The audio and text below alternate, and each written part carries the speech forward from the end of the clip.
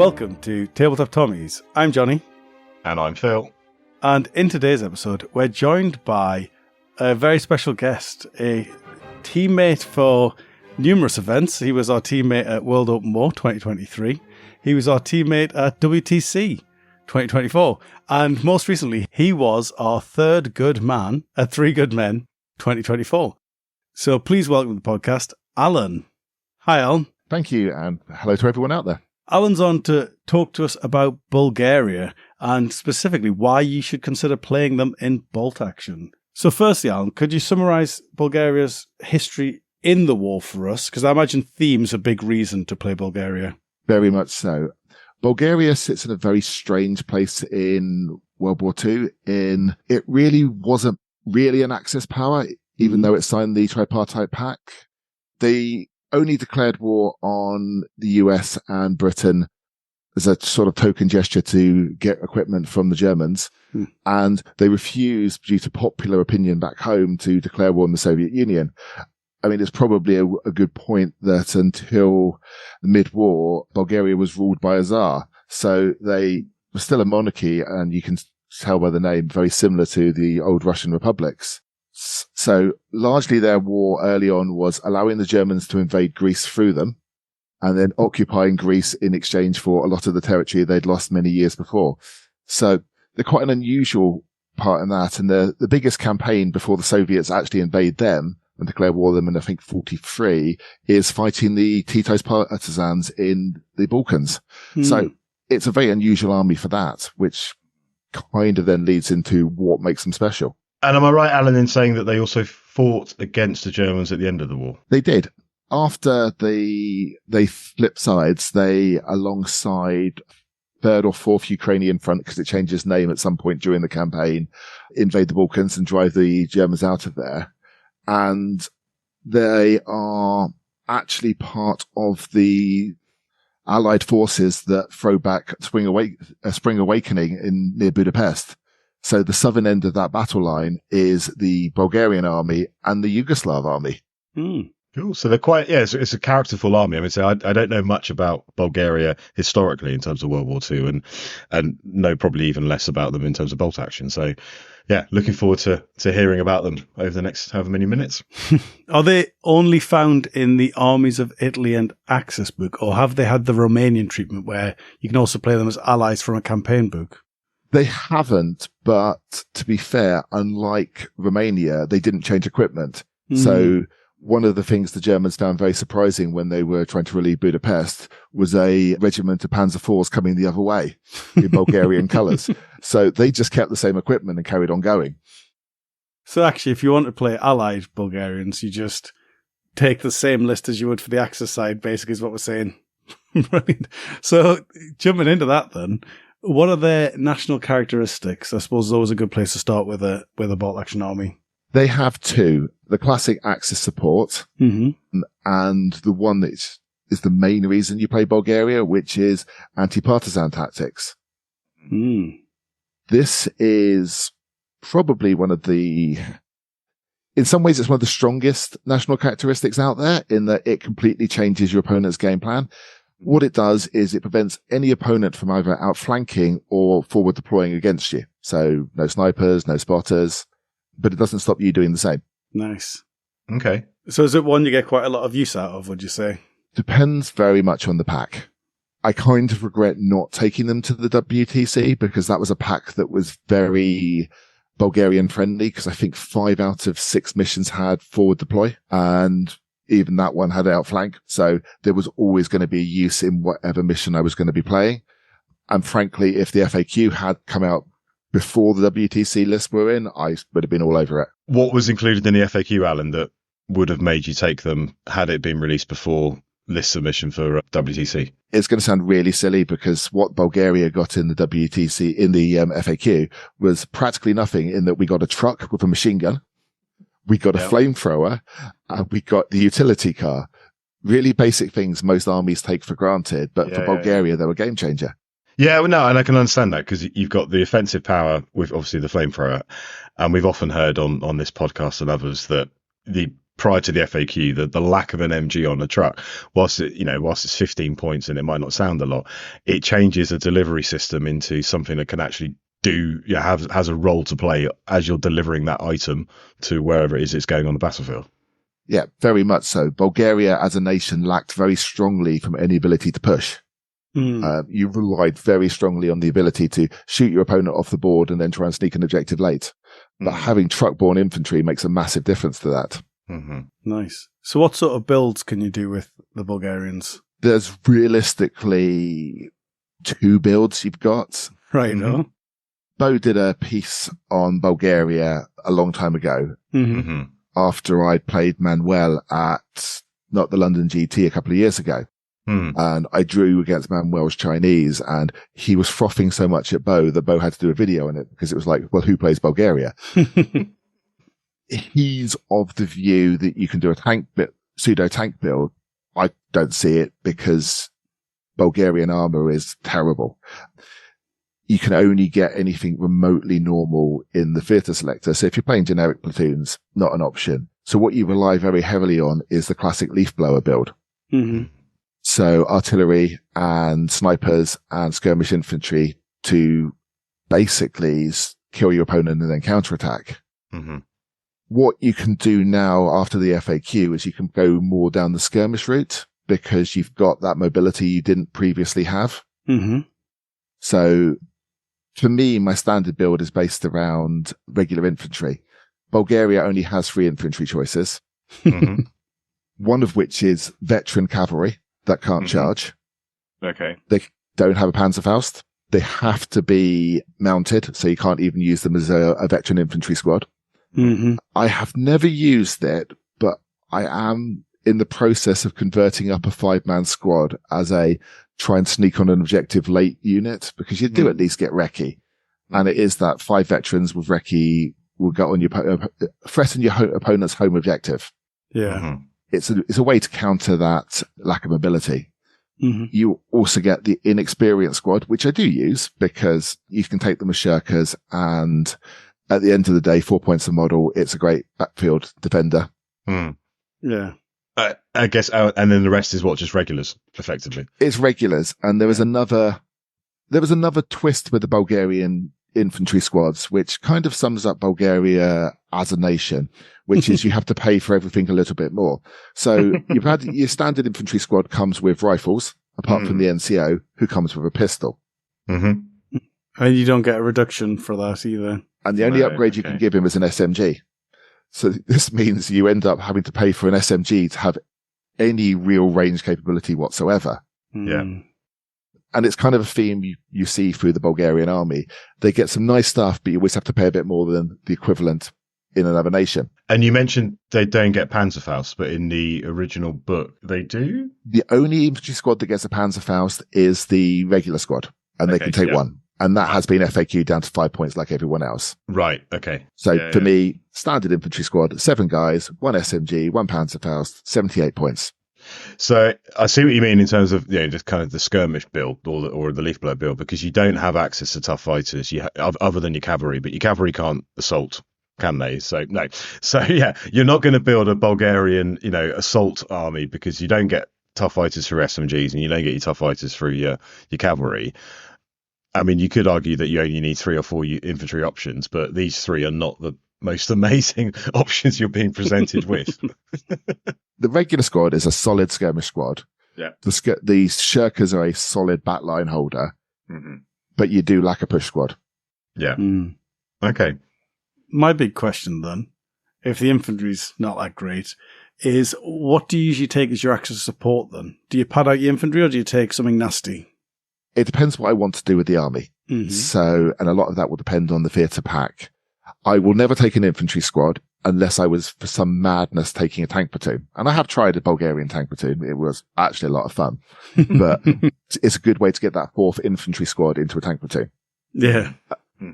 So for me, axis support normally falls into an extra artillery piece, a 3rd sniper if I'm playing double platoon, because 3 snipers is a very strong build when your opponents can't forward deploy with theirs. Yeah. Interesting. Or sometimes the classic big tank. So for 3 good men, as you know, I took a Stu 42. Mm-hmm. Because if you haven't got a push squad, a push assault gun is a reasonable way of allowing your skirmish infantry to advance. Nice. When you run your Bulgarian tank platoon, which tanks are you running in that? The pause there is very telling. The problem with Bulgaria and tanks is if you don't have access to the theatre selector tanks, you're limited to 4 tanks. And there is not, for any other army in the game, a good tank there. There's the Somua S35 from the French. Mm-hmm. Yep. It's all right, 9+ armor, but it lacks that whole machine gun, so you're only ever going to get 1 gun firing. Yeah, and it's got the one-man turret rules. One-man turret, yeah. It's the Renault 35, which got nerfed in an FAQ about a couple of years ago, just as I was starting Bulgarians. Otherwise, I would have owned a lot of those. So I'm glad they nerfed it before I bought them. Because that used to have a low velocity anti-tank gun and the whole MG. And now it's just got both in the turret. Right, okay. Yeah. Then you get the Semaventi 4732 from the Italians. Mm-hmm. And I own 2 of these, and I've had some good mileage out of them. It's a 7+ open-topped assault gun, which has a light anti-tank gun, and you can get a Pintle MMG. And because it's open-topped, who cares about the Pintle? True. That comes to 100 points regular, so it's actually a solid choice. And is it one of those comically small Italian tanks, that one? No, it's roughly around the same sort of size as the M13. It's a little bit smaller, but not crazy small. So I'd probably use a couple of those, or if I wanted a bit of armor, the Somua, and then I pad it with the last choice, which is the CV33, which is a comically small Italian tank. It's a little tankette the Italians used in early war. It's a 2-man vehicle. It appears in a lot of the other army lists, but no one ever takes it because there's always something better for them to take. Mm-hmm. And again, as is always typical, the Bulgarians get the worst version of it, which is the single MMG version for 60 points. Okay. For 10 more points, the Italians can do a double MMG. It's a 7+ tankette, fully enclosed, and realistically, it's invisible behind your average wall. It's that low slung. Right, okay. So it's remarkably hard to kill. And at the same time, your opponent generally sits there going, well, what's the point? It's only got a machine gun. It's only a tankette. And what it does is by the end of the game, it's normally parked next to your opponent's artillery machine gunning it because they've ignored it for that long or not been able to see it for that long. That it's just, advanced off the board and got in the back line. Or you could use it to rush an objective and contest it turn 6, I guess. Yeah, happened at 3 good men. My opponent's home objective had a CV parked on it at the end of the game. He hadn't realized that vehicles could contest, and that got me the draw. Yeah. And being tracked, it's actually quite fast over the rubble as well. So it is actually a solid choice. The Greeks can have it, but for some reason theirs is open-topped. Okay. Yeah. No one else takes it. Hungary can take it, and they can take the double MMG version, but you take a Zrini or a Nimrod instead. For me, the problem with the CV33 in the Bulgarian list is you don't really have any anti-tank elsewhere in the army. And so just looking at someone who doesn't play Bulgaria, I'm thinking if I was picking a tank, I'd be picking something with an anti-tank gun on it, just because I don't know how else I'm going to deal with you Stuarts. Mm-hmm. Well, funny you should say that, because that comes to the other weird thing in the Bulgarian list. Mm-hmm. They have a unique gun that no other nation has. It's called the Skoda hybrid gun. Mm-hmm. It has the option of having an anti-tank barrel or a light howitzer barrel. So it's either a light anti-tank gun or a light howitzer. And again, we hit that classic situation of it's like something else someone else has, like a 25-pounder, except it costs 5 points more and you need to have an advance order to choose which barrel is loaded, then to change it. Yeah. So for me, it's either it should be the same points as a 25-pounder, or it's 50 points and you can have either or and you can swap during the game. Mm-hmm. Yeah. Yeah, it's interesting. But it does mean you get like anti-tank guns or howitzers, depending what your opponent has. Yeah. So I think I'm right in saying this. So when you start the game, you declare what barrel it is, equipped with, for want of a better phrase. And then if you need to change it during the game, you have to give it an advance order. So it switches in the turn it's got the advance order, and obviously you can't fire on that order. Exactly. Okay. Well, you can fire on the advance order, just a -1 to hit. I think you probably can now, but when I first started reading this, I was of the view on advanced order artillery couldn't fire. But that was a hard lesson I've learned this year. Yes, you're right. Sorry, Johnny, you're right. Yeah. Okay. What's quite nice about that, actually, is if they're not in your arc. So if that Stuart does rush down your flank and you've been shooting light howitzer at the infantry in front of you, you're going to advance anyway. And so actually, it is a little bit irrelevant in that specific one situation. I've only played Stuart's Gurkhas once with the Bulgarians, and that was actually a Stuart tank platoon. And that was at Battle of Britain against Martin Knowles last year. Yeah. I wasn't taking the hybrids then. I actually had medium howitzers, and my Axis support was a Hetzer because it was 1250 points. And I fought him to a standstill. It really was the last dice of the game. He edged it. Okay. That was 3 Stuarts and 4 Gurkha squads. Yeah. So the generic options or the options that the options you get if you were building a generic platoon, they're not exactly jumping out at me, Alan, at this stage and making me want to go and buy Bulgarians. But you said the theatre selectors changes things?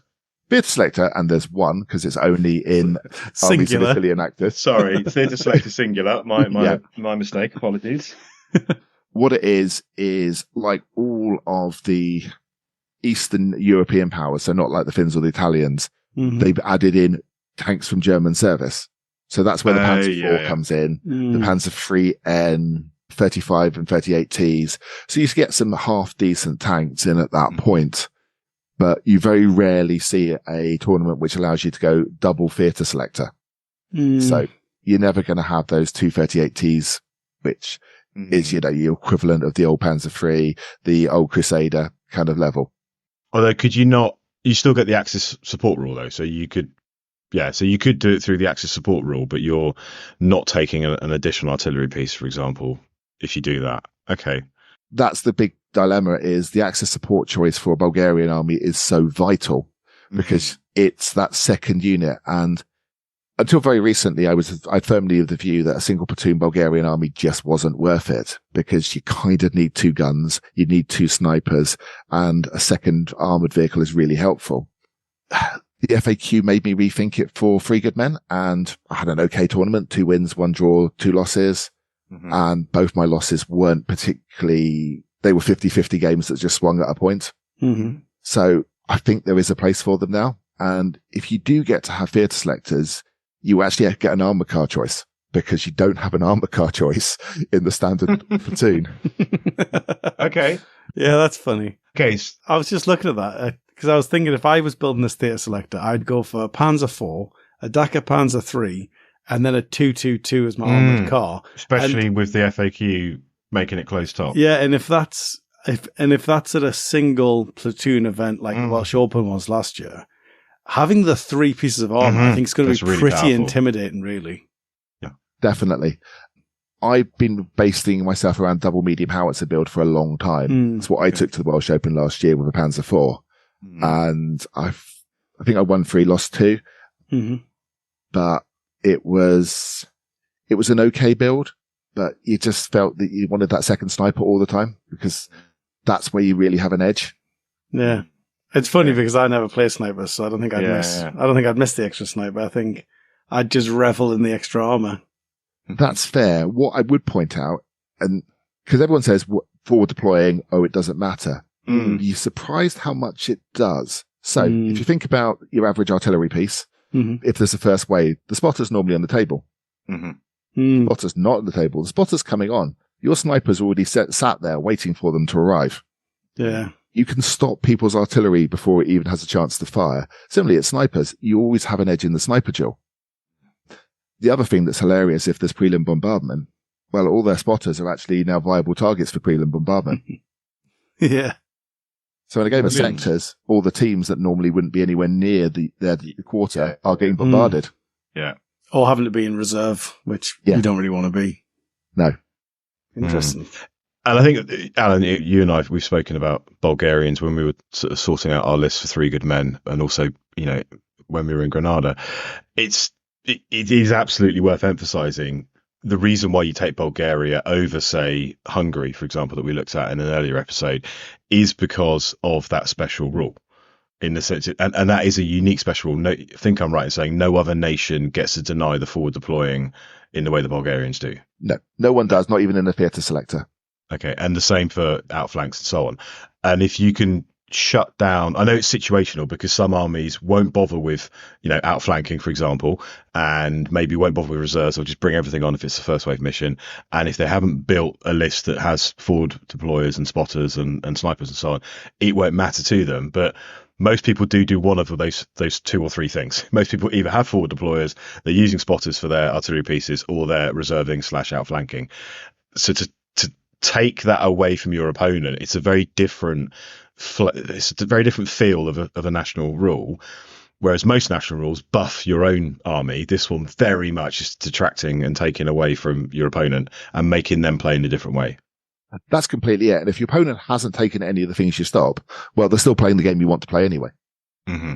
One of the things that I've learned, and that last game at Three Good Men very much proved it, my opponent let Bulgaria get in his head and started playing in a different way than he wanted to play, even though actually all he had was a sniper and 2 mortar spotters. He got so in his head, and we were playing No Man's Land, so it was just kill points. So I got 3 up at the beginning of the game with my artillery just dug in, all my infantry hiding. His veteran infantry was stuck behind a river. He never got back in the game because Bulgaria got in his head. And you'll find that will happen once or twice at every tournament. And then you'll get that one game when you're playing the army who just might as well give up now. When I played Manuel at not the London GT, he was playing forward deploying inexperienced Chinese. Yeah. Mm-hmm. We played key positions. He spent so long trying to make sure his teams weren't actually in line of sight to the 3 snipers I fielded that we actually ran out of time. But what happened was his 3 big units of Chinese infantry then lost their NCOs. So they were with 1 pin and leadership 6. Yeah, if you're bringing a list which is Soviets forward deploying scouts and AT teams, or Japanese forward deploying scouts and AT guys and all that sort of thing, that is going to make you think differently. Whereas, for example, the game at Three Good Men, the opponent you were playing didn't really have much forward deploying going on, and it actually really didn't make much difference to their how they were going to deploy and play the game. But like you said, it got in their head that I can't do this, and I'm fixated on the fact I can't do this, even though I probably didn't want to do it. And if I can't do it, it doesn't make much difference to me. Yeah. Completely. And again, it was a great example of where that CV-33 just strolled into his backline and his troops were moving away from it because they couldn't hurt it because he was light on AT. It was only 1 machine gun. I was chucking a pin and killing 2 people at most each turn, but it was a tank he couldn't hurt. Okay. So if I did want to play Bulgarians and I wanted to get in people's heads and play mind games before we've even rolled a single dice, what would I do? What models are out there? Who would you recommend? Where would I go for infantry, vehicles, and so on? Well, infantry, there's really only one choice, and it's Great Escape Games. They have a metal range of it. I actually got into it during their Kickstarter, so I've been there since sort of day one with the Bulgarians. Yeah.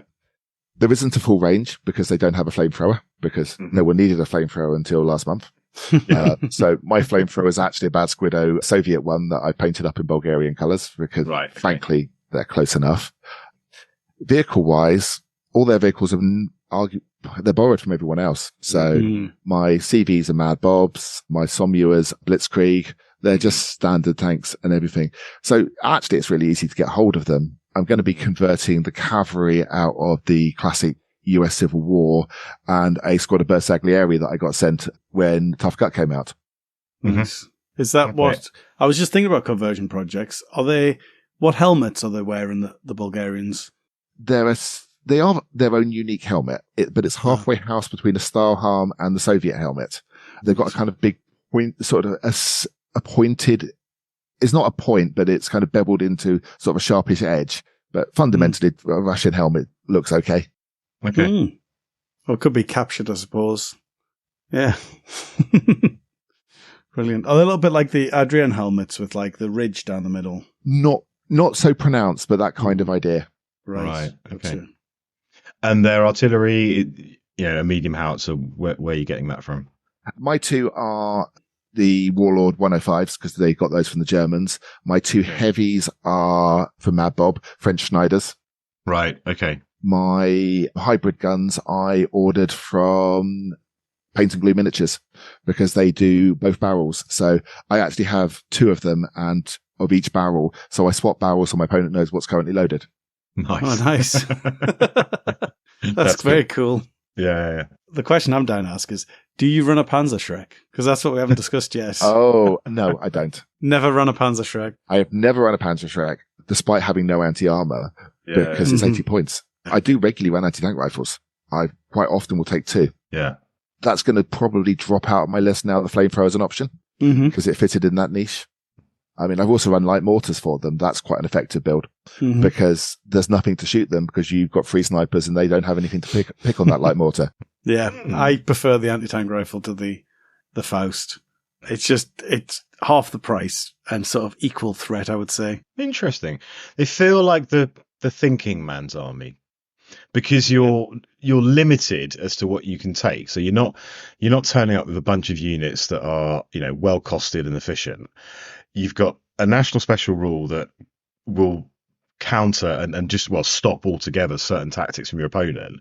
So there's a lot going on, and it's not like you could just turn up and just dump your units on the board and go, right, deal with that. I've got a load of well costed assault units or veteran stubborn units or big tanks or whatever.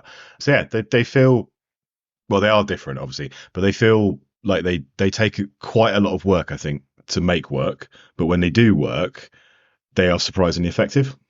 That's pretty much it. Yeah. From a tournament point of view, I've had 2 4th place finishes. That was not the London GT and not 4 steps back. In both cases, that was after losing the top table game in the final. Okay. So I've got close to a tournament podium or win with both of them. So I've lost to Sheffy at not 4 steps back. Or was it not 3 steps back? Because I've got close twice with Bulgarians. And I lost to Rich C at not London GT with his Gurkhas. And that, to be fair, was quite a new mistake on my part in that I got twitchy of Gurkhas, deployed a load of stuff in my deployment zone that I shouldn't have done. Right. Because it was the first time I'd played a big Gurkha platoon like he has. But after the prelim bombardment, when I lost 3 units, we were quits for the rest of the game. Wow. Yeah. That's impressive. Well, thank you very much for joining us, Alan. That has been genuinely very interesting to learn about the Bulgarians, who I don't think I've ever played. And so this was very insightful. So hopefully I stand a chance next time I face you. Yeah, I'm kind of unique in England. I believe there's 1 Scot and 1 Welshman who also play Bulgarians. So it's very much a niche army in the British Isles. And there's 1 Dane as well. We would say look out for the Bulgarians at future events, but the chances are statistically you're not going to come across them. But when you do, be prepared. You should be prepared now, to be fair, with all that top shelf advice. If you do play Bulgarians, though, please do share some photos on the Facebook so we can have a look at them. As ever, thank you for listening. Ta-ta for now. Ta-ta for now. Ta-ta for now as well.